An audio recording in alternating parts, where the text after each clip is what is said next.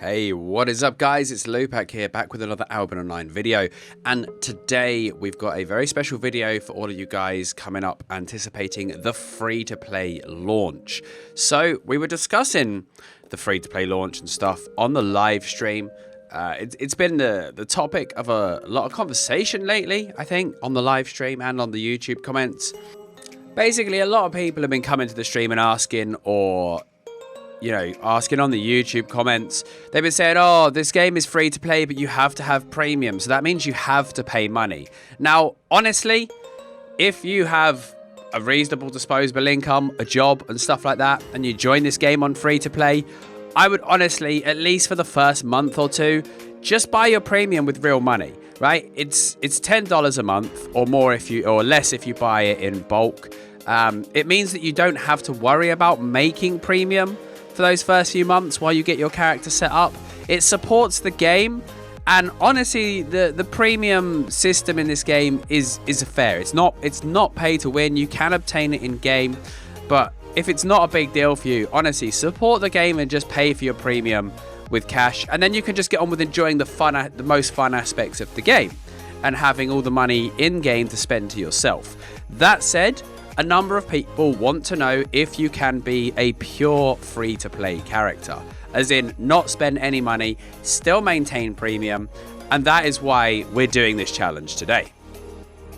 So I actually live streamed the whole challenge. If you haven't checked out my Twitch stream, you can always check it out in the links below. I'm streaming 5 days a week, usually about 40 hours a week of live Albion content as well as the YouTube videos.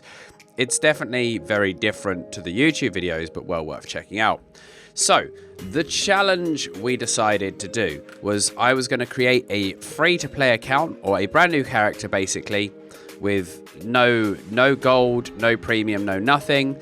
And my goal was to attain premium as quick as possible, but ideally within the 3 days premium that you get for completing the tutorial. So I laid down some ground rules for this. I was going to get no help from my guild or my other characters. I was not going to play more than 8 hours each day. I didn't want to say, oh yeah, look, you could do it, but you have to play 60 hours in the first 72 hours, because I think that's unreasonable for normal players. Also, I was going to avoid grouping as much as possible.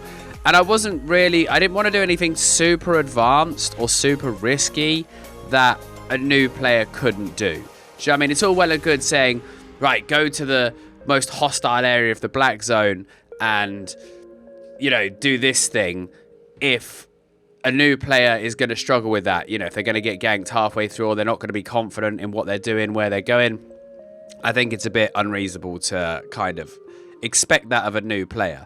So I wanted to do things that were attainable, easy. I did die once during the challenge. I got killed in the black zone, but it was a loss that we were financially prepared to take, as I'll explain later. And it was actually a lot of fun. I had super fun doing this challenge, and you'll see the results coming up. Now, before we get stuck into the actual challenge itself, I do want to preface this with a couple of notes for you guys. So the first note is the price of premium in terms of silver is not rigid.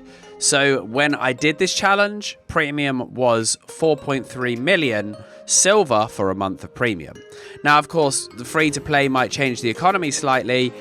Depending on how many people are buying gold, how many people are selling gold, the price will fluctuate. So if you're doing this challenge or doing something along these lines, then of course you might find yourself paying more for premium than I did in this video, or less for premium. That said, the core principles remain the same. Likewise, the item drops and flipping and stuff that we do in this challenge, again, is all based on a player economy. So they're not rigid amounts. The one thing that is kind of fixed is the treasure hunting, though the treasures do maintain a kind of set value, which is nice.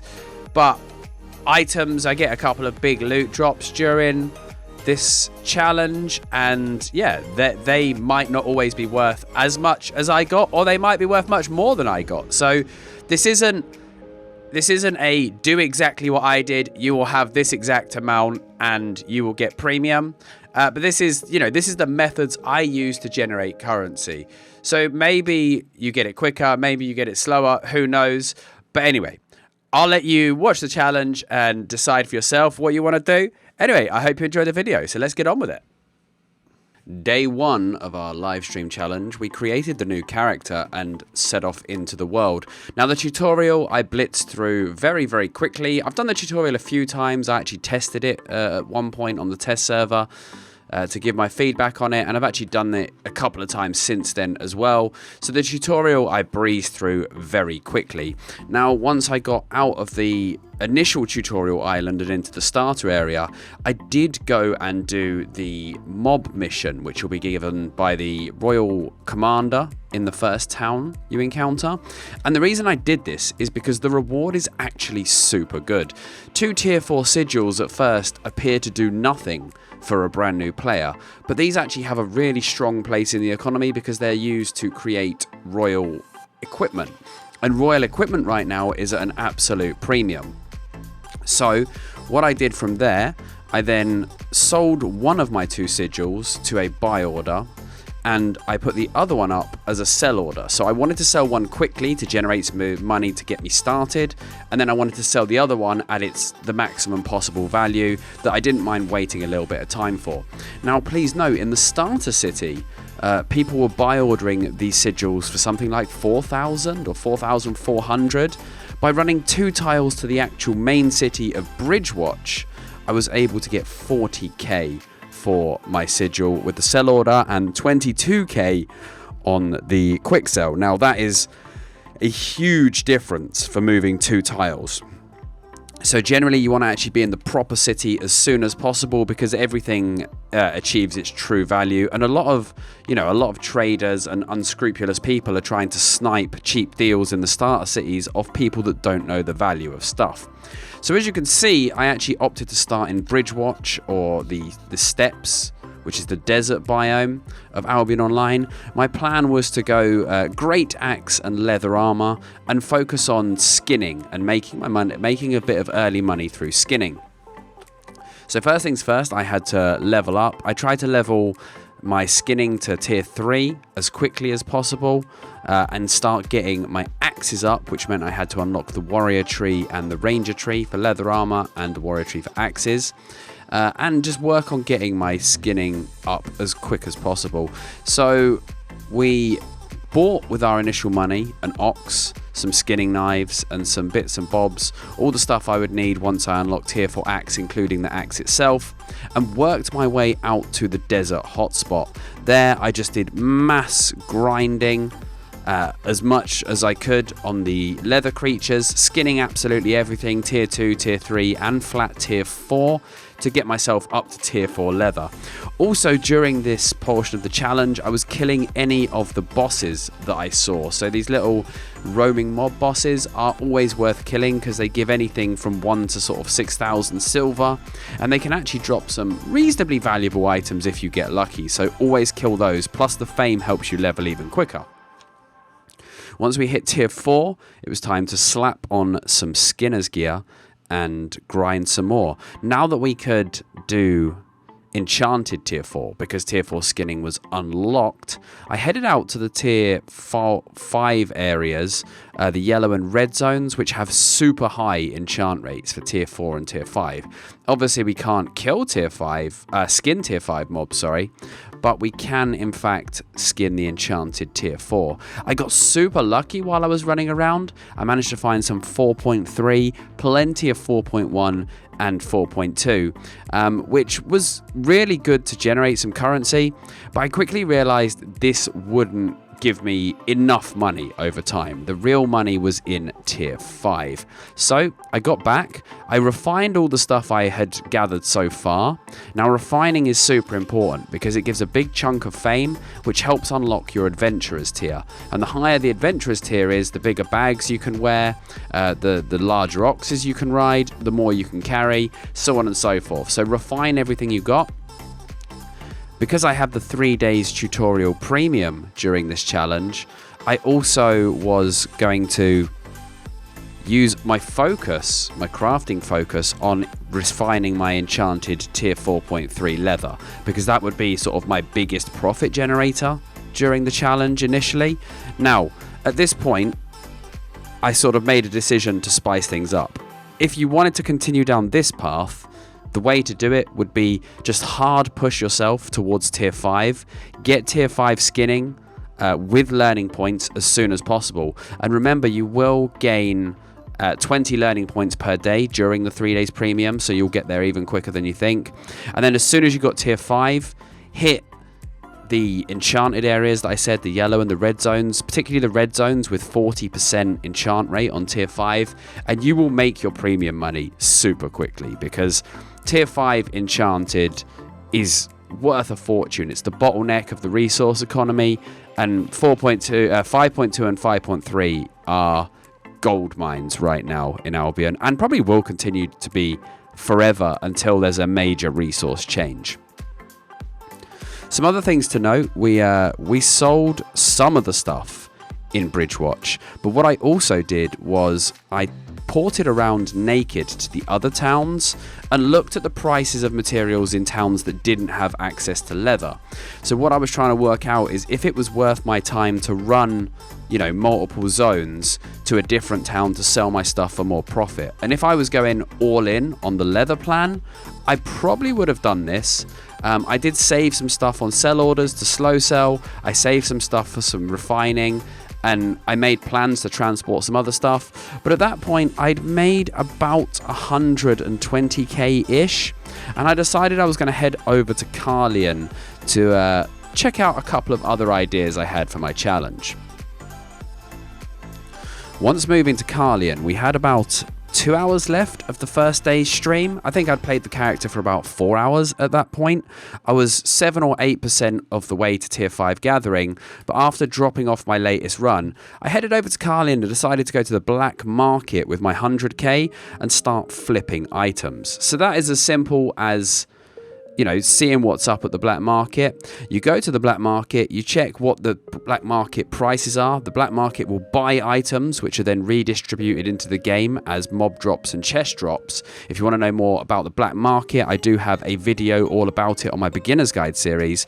So you look for items that are getting to a higher price, and then you go and buy the item off the auction house at a lower price and sell it to the black market. Now, there is a lot of people doing this, and we didn't have a lot of money. So the trick here early on is to look for low ticket items, low volume items around the sort of 8 to 10k mark, because the big black market players aren't really interested in this low income stuff. They're looking for big sales on extreme rares. You know, they're working out focus costs if they want to buy the resources, make the things themselves.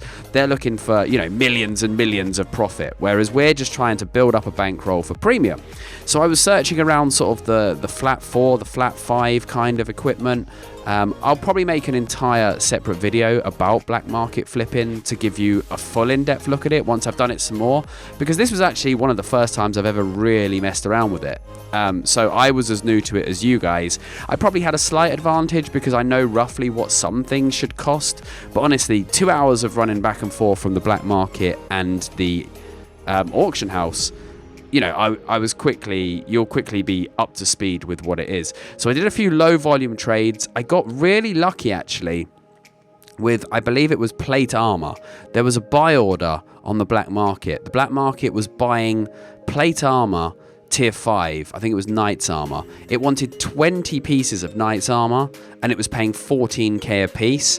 Now I went to the auction house. I was only able to get about 10 or 12 at the profit margin, but I was buying them at 5k. So I was every single piece of that, I was making 7k instantly. Then as my bankroll built up, I was able to sort of go in on slightly riskier stuff. I whiffed a couple of times. Sort of I bought something with a good chunk of my bankroll, and by the time I got back to the black market, somebody had already filled the buy order. So I was kind of stuck with money tied up in items at certain points. So it's super important when doing this, don't risk your entire bankroll on one trade. You know, I would honestly recommend never put more than 20% of your bankroll into items and then because if your trade goes south, you then need to use sell orders and wait for you to recuperate your profit. So I also did a bit of work picking up super cheap bargains that I spotted and then putting sell orders up. And I just ground and ground on this low tier stuff, occasionally going for a high risk trade if the profit was there. And I worked myself up. The last 2 hours of day one at the black market, I turned that 120k into 2.2 million. I still had some stuff tied up in items. So I put those up on sell orders. I had some sell orders on the auction house. I had some sell orders on the black market. And I still had a good chunk of my leather that from when we started in Bridgewatch. I still had a good stash of leather and some 4.3 waiting to be enchanted with the focus on day 2. So I went to bed on day 1 after playing 6 hours, and I was really happy with myself. I thought it was a really good performance for day 1, and I was very optimistic going into day 2. So day 2 arrived and I woke up to a very pleasant surprise. All of my sell orders had pretty much gone, so all of those items we'd been stuck with had been liquidated at a profit, and I was now sitting at 2.6 million. Now again, similar to what we were doing with leather, I could have just continued down this path and then ground out premium that way. Likewise, I could have ground to tier 5 leather, just got enchanted tier 5, refined it, sold it, got premium that way. But again, I wanted to explore other avenues. So my next avenue to explore was treasure hunting.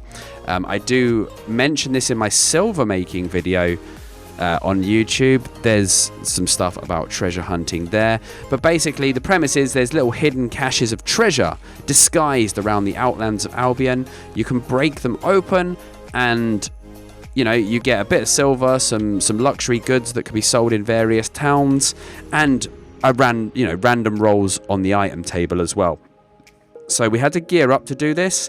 Now, because we'd worked our way up to 2.6 million, we actually have a nice bankroll, so we can start gearing ourselves, and we can afford to die because we're going to the Outlands. It is a PvP area, so you've got to make sure that you can afford to die and replace your gear 10 times over before you risk it.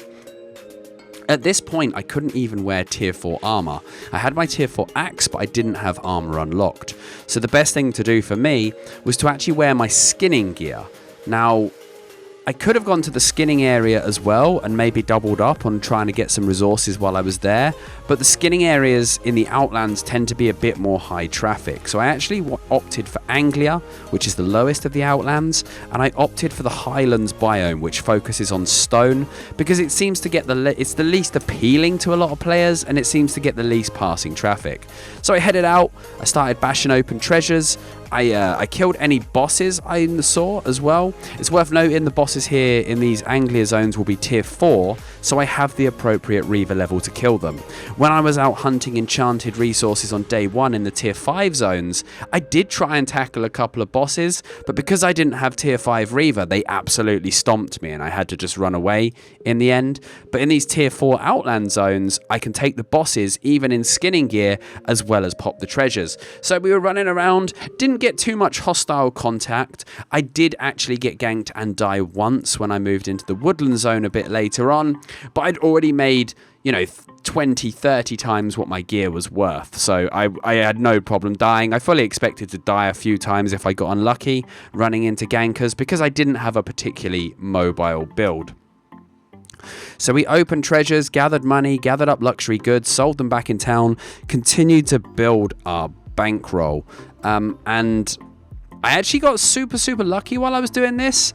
I dropped a 4.2 cultist cow, which is a relic tier artifact fully crafted already, and that I believe was about 120, 130k in a single drop from the treasures. I got loads of the tier 6 luxury goods in the treasures, and each of those are worth 25,000 or thereabouts, depending on where you sell them.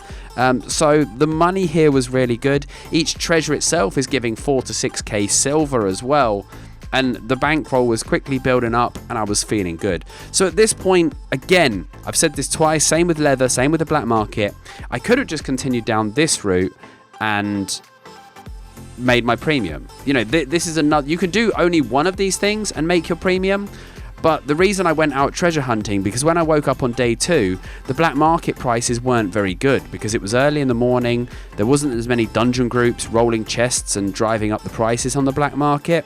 The black market was a bit dead, so I went treasure hunting. After an hour of treasure hunting, I'd been selling my loot, I died, and I decided to get back on the black market.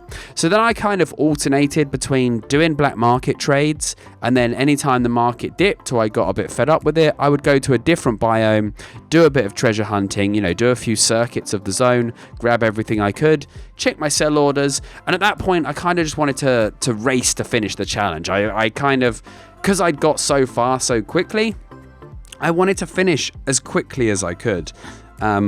And I was doing a lot of black market trades, setting up all my trades, a couple of sell orders, then doing some random treasure hunting, coming back, checking my sell orders, liquidating anything that was good. And within no time at all, we'd hit our goal. 4.3 million silver. I bought my premium, and that was the challenge completed. I was very, very pleased with it. Now, as I said, it might take somebody longer. Somebody might get super lucky and do it much quicker than me. And the economy may be very different at free-to-play launch. We have no idea how the economy will change. But these methods are pretty consistent. The black market will always have buy orders. The buy orders will always be going up. And, a smart trader can always be flipping on the black market, especially that low tier stuff that the big boys aren't really worried about. There's always going to be money in resources, particularly tier 5. You've always got that option. Get quickly to tier 5 as quick as you can, and bang, you will be making that money in no time.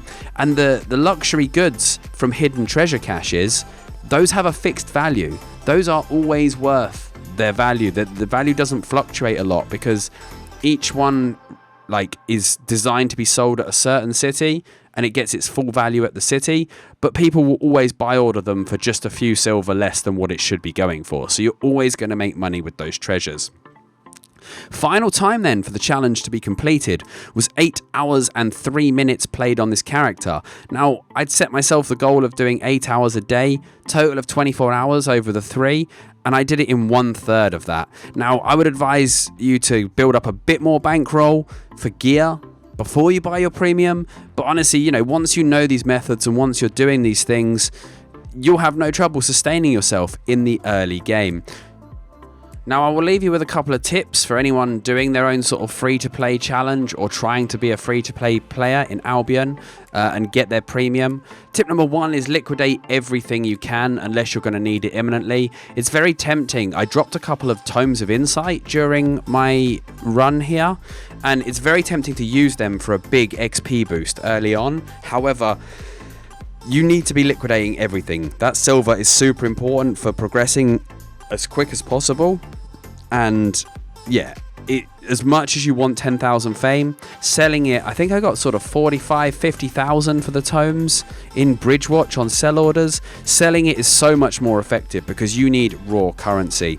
The second tip, again, I spoke about it earlier at the black market, and it's the same when you go out in gear to do treasure hunting or any situation in Albion, honestly. Don't risk all your bankroll on a single trade or a single set of gear to go out in. Only ever risk 20% maximum at a time, because if you get shafted, it can really hamper your progress. You're going to need at least some gear to go out and get treasure, get some more money together. And the final tip for you guys, and this is something I didn't do and didn't factor into my challenge, but this is actually a super good tip, right? When you get your 3 days premium token at the end of the tutorial, make sure you activate it at 8 AM and play from 8 AM. Now, the reason for this is the Adventurous Challenge. You get daily points on the Adventurous Challenge, which add up to nice little rewards. So if you activate your challenge at 8 AM and then do the daily before maintenance at 10 AM, this is all UTC, by the way, timings. So you do your daily challenge for between 8 and 10. It then resets. You can do your second daily challenge after 10 AM that day, and then the next day's maintenance at 10 AM, it resets again. You can do your third day's challenge, which will unlock a treasure chest.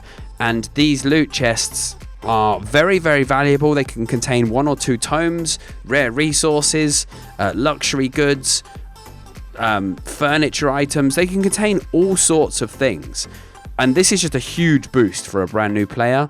And being able to unlock your first chest in the first 48 hours by timing your premium activation carefully is a huge boost. I didn't do this myself, but I recommend, if you have the option to do this with your playtimes, I recommend you do this. Anyway, guys, that is the end of my video. I hope you enjoyed it, and I hope this is really helpful to all of you guys striving to be free to play in Albion Online. Don't forget to please leave a like, subscribe, and comment below if there's any thoughts on the video. These things do really help get my videos up on the YouTube metrics, make them more visible for the community to see. So it's amazing. And if you love the Albion content and want to see it come in more, then please consider becoming a patron of the channel as well. Right, thanks guys, and I'll see you next time.